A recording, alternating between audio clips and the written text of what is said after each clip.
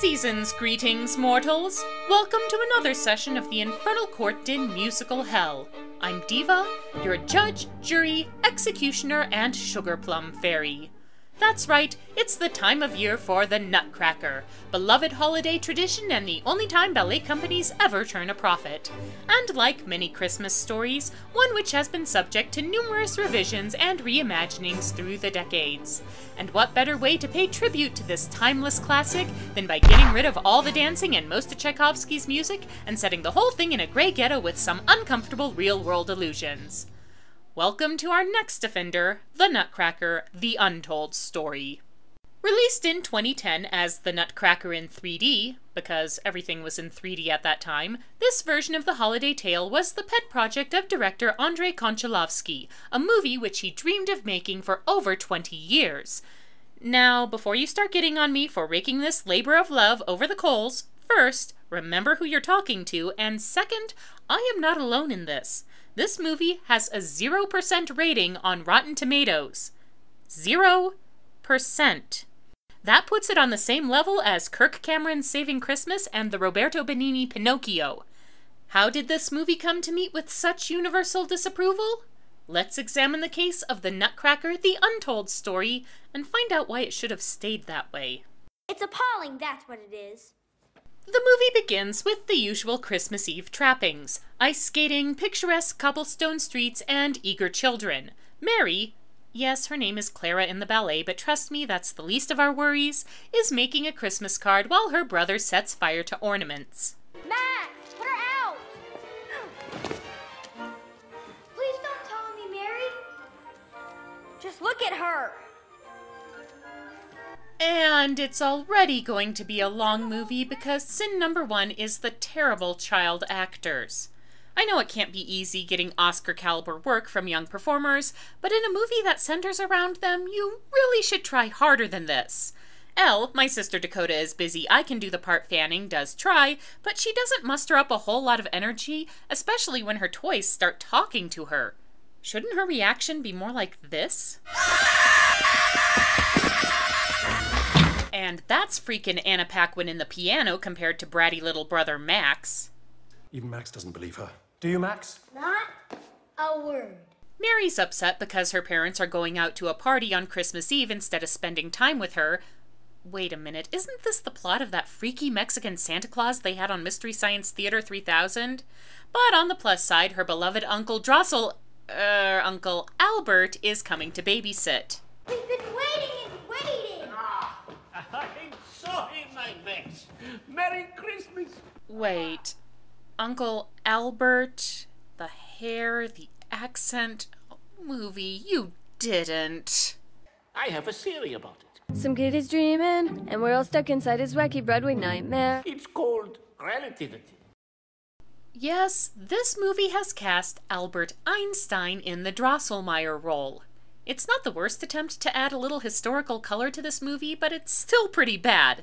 It's mostly an excuse for Nathan Lane to put on a Don King wig and contract Miranda Richardson syndrome by talking in a comically thick accent while nobody else in the movie bothers. And sing a song based around the dumb relativity pun and the dance of the sugar plum fairy. This is that, these are those. What to scream, what's ideal, what to feel, no one really knows. Which leads us into sin number 3, the way the music is handled. Sleeping Beauty did a fairly good job of adapting a ballet score into a musical. This movie, not so much. It jettisons all of the Nutcracker music except the pieces everyone is familiar with, and then runs those into the ground. The first 10 minutes will make you never want to hear Sugar Plum Fairy again. Then it adds the lyrics, courtesy of Tim, I've worked with just about everyone, Rice. It's not so much their quality, which is middling at best, it's that trying to cram them into the melodies of the Nutcracker pieces is unbelievably awkward. How do you see yourself? Tough as old boots or romantic? Easy stay, a new beginning? Have you got a fight worth winning? You can guess yes and yes, for you're special and unique. At other times, the arrangements of the music are inexplicable.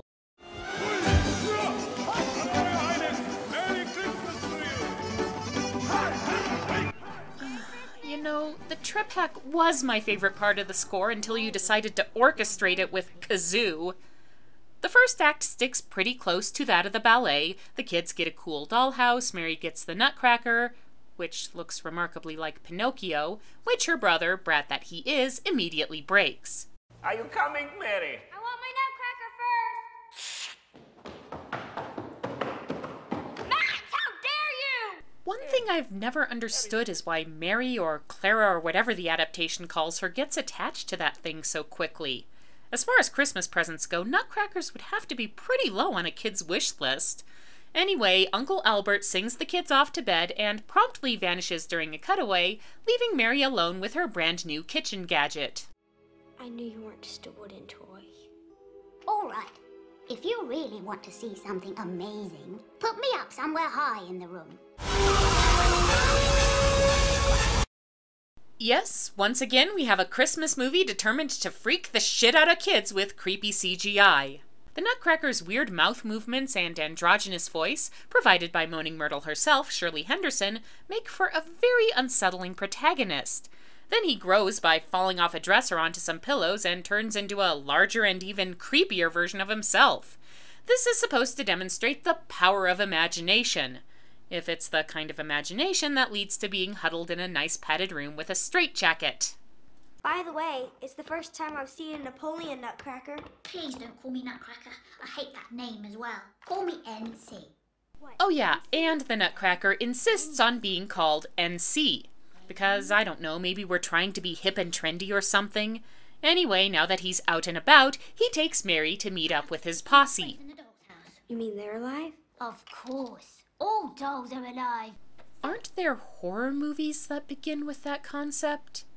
Mary and the Nutcracker, no movie, I absolutely refuse to refer to him by that idiotic handle, engage in a bit of useless girl, stupid boy sparring because no movie relationship is complete without random animosity in the first half. Gag me with a pitchfork. Eventually, they go down to the parlor, where in accordance to Nutcracker tradition, the tree has grown to enormous size, and they rendezvous with the inhabitants of the dollhouse. Quiet! Be quiet! Be quiet!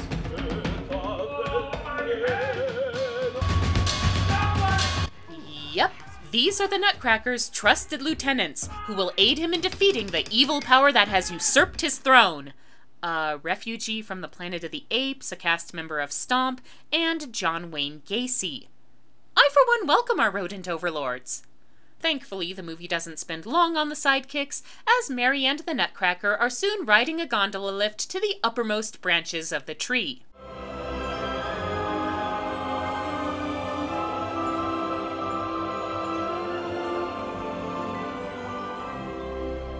I've been waiting for you. What took you so long? This is the Snow Fairy, who looks like Mary's mother because reasons, and provides the more or less standard backstory. The Nutcracker is a prince cursed by the evil Rat Queen, whose son, the Rat King, wouldn't he properly be a rat prince, took over the prince's city, where he blocks out the sun with a giant smoke cloud made by burning children's toys, and Mary is our only hope, Obi-Wan, yada yada yada. Time is of the essence, but not so much so that Mary can't have a little detour dancing with eerie snowflake people.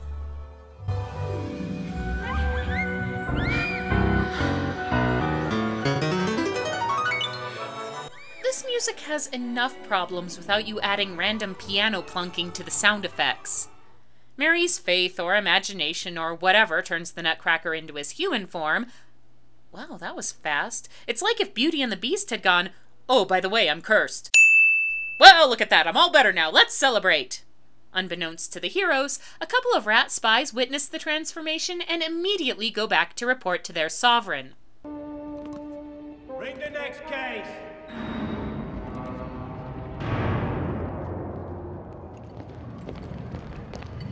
Move it! Oh, for the love of Mephistopheles. Sin number 5. The Nazi rats. This is the most heavy-handed, least suitable appropriation of Nazi iconography I've ever seen, and I've seen Starship Troopers. Now, real-world horrors in a fantasy story aren't necessarily a bad thing. The Pevensey children were fleeing the Blitz. Ophelia and Pan's Labyrinth struggled with the brutality of fascist Spain. But these settings had a narrative function. They were catalysts or reflections of the world's cruelty towards the innocent. Having Nazi rats in the Nutcracker serves no purpose, and it's especially infuriating because it could have served a purpose, because this movie is set in a time and place when the Nazis were a legitimate threat. If the rats had been a reflection of the real evils Mary was seeing around her, it would have been an effective parallel and showed how she used her dream world to deal with her real problems. But the real Third Reich is never even mentioned in this movie. As a result, we have a real world that's a fucking picture print by Currier and Ives, and a fantasy world that's a miserable dystopian herescape filled with misery and smoke and toys being shoveled into crematoria. What child would want to visit this place? What child would want to watch it? Mercifully, the Rat King isn't walking around sporting a Hitler stash. Actually, he looks kind of like Andy Warhol. He's going off on some rant about how humans have mucked everything up and it's time for the rats to take over, which would have been an interesting interwar commentary if it had been even remotely developed, when he gets news of the prince managing to break his curse. Angered, he gets his mother, an old hag in a wheelchair who dresses like Dr. Frankenfurter, she-wolf of the SS, to reapply her evil mojo while he sends out his stormtroopers and their steampunk rat dogs to gnaw down the Christmas tree.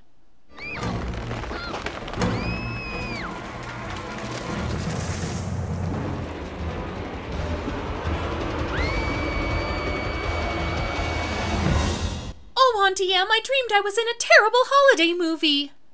Mary's dad, poor Richard E. Grant, doesn't believe Mary danced with ornaments on a giant Christmas tree before it got chopped down by the rodent Gestapo, because, well, that's a normal adult reaction to hearing your kid tell a story like that. But Dad gets all nasty and borderline abusive about it, because he's the stern, disapproving father who's completely forgotten his sense of childlike wonder and imagination, and really, did this movie need another overused stock villain? Meanwhile, Uncle Albert's back in the movie after having apparently left the kids to fend for themselves last night. You know, I have the strangest feeling that something is wrong at Mary's house. Ugh, Hornpalm. Dad blames Uncle Albert for Mary's dangerous experimentations with fantasy, which prompts Albert to remind Dad of what he once lost. Tell me one thing before I go, Joseph. What is in your pockets? Pockets? Oh, I know this! It's the One Ring, right? Actually, it's a lead-in to sin number 6, the Pebble Song. It seems that once upon a time, Dad had a special pebble that he carried around with him as a kid, and to him it was the coolest pebble in the world, and then he lost it and he was so sad, and this is somehow symbolic of the innocent joy he lost when he became a serious grown-up. Yes, it's exactly as stupid as it sounds. Why so sad? He misses his pebble. Don't you wish you had it back?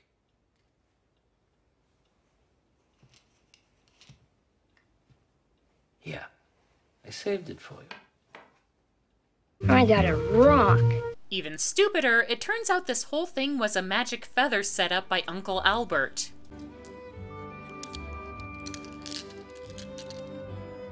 I'm so glad I didn't leave the house without my lucky pebbles. So, I never thought I'd say this, but let's get back to the creepy Nutcracker and the Nazi rats, shall we? The Nutcracker and Mary are planning to head to the Prince's City and shut down the smoke factory, which will let the sun shine through and defeat the Rat King because it just will, okay? And Max gets recruited into coming along too because, sure, why not? But the Nutcracker and his comrades get captured by the rats in a scene that really turns up the nightmare fuel.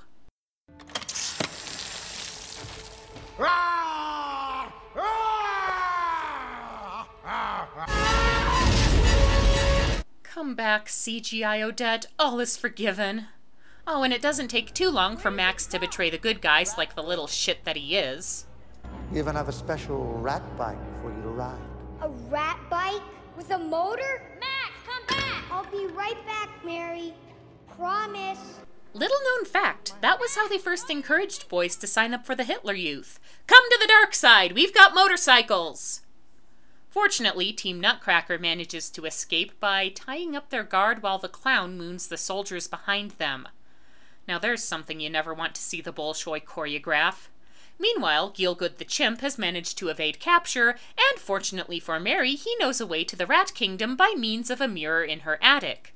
So they wind up in a dreary Tim Burton-y version of the real world with miserable people huddled in the streets and flying steampunk rats dropping flyers everywhere. The Rat King wants to turn everyone rat. Interesting idea, especially given the Nazi overtones, but again, it never goes anywhere. Why does the Rat King want to turn everyone into rats? How does he plan to do it? How far along is he into the process? What can be done to stop him? The entire concept doesn't lead to anything except sin number 7, ratification. This is a day so joyous, we are bursting with glee and pride. Those who would once destroy us on our side are ratified. This is a song performed by the Rat King at a rally in the town square, complete with a large pile of toys destined for the bonfire because it's just like the Nazis! Burning books! Get it?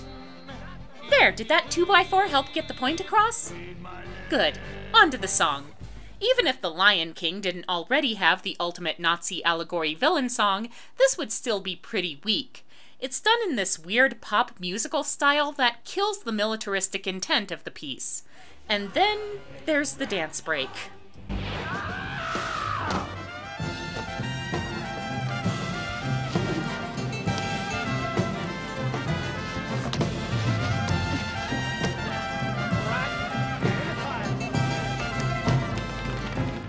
After that grotesque display, Max has a change of heart about wanting to be a toy-breaking bad guy. Which would have been a decent character arc if, you know, they had actually bothered to explore or develop it at all. So he gets shoved into a giant rat trap while Mary jumps into the smoke factory to search for the Nutcracker and probably escape the Rat King's terrible dancing. She finds the sidekicks, who explain that the Nutcracker was attacked by robo-dogs while they were mucking about in the sewers and is apparently dead. Mary refuses to believe this and has them create a distraction while she goes to rescue the little wooden load.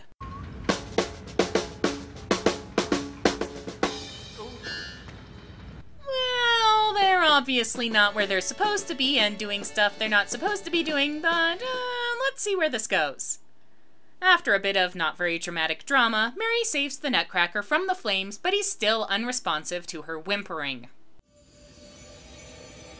I can't wake him. Please help me. You have to. The last time their power overwhelmed me. So this time... It has to be you. Well, we're in trouble. But true to the usual fairy tale conventions, Mary saying that she loves the Nutcracker breaks the spell and brings him back to life. You did it. I'm alive. You saved me. Yes.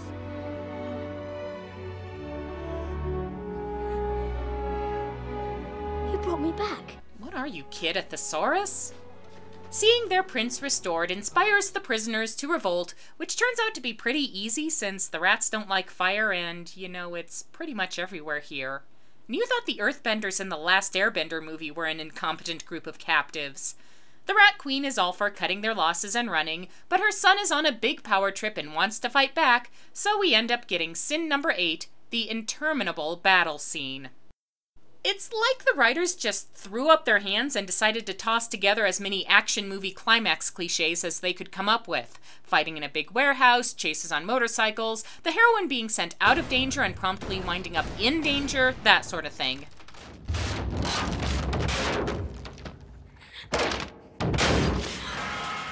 Here's Johnny! Mary and Max are taken prisoner by the Rat King, who makes to escape on his weird helicopter chicken thing.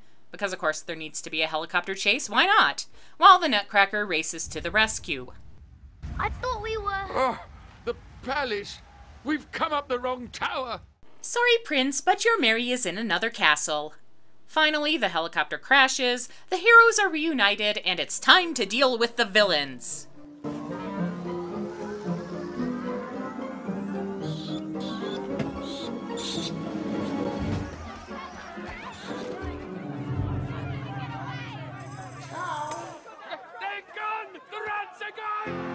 That's it? After all that running around, all those desperate attempts at excitement, there's no payoff? The rats turn into rats, escape into the sewer, joy and dancing all around? I wish I could follow Mary and wake up from this mess. Yes, Mary is told by the Snow Fairy that this is all a dream and she has to return to reality soon, but the prince promises that they will meet again, say like, and I'm just spitballing here, in the form of an uncanny look-alike who just happens to turn up in the real world. They call me NC for short. Called it! Play us out, overused Tchaikovsky music.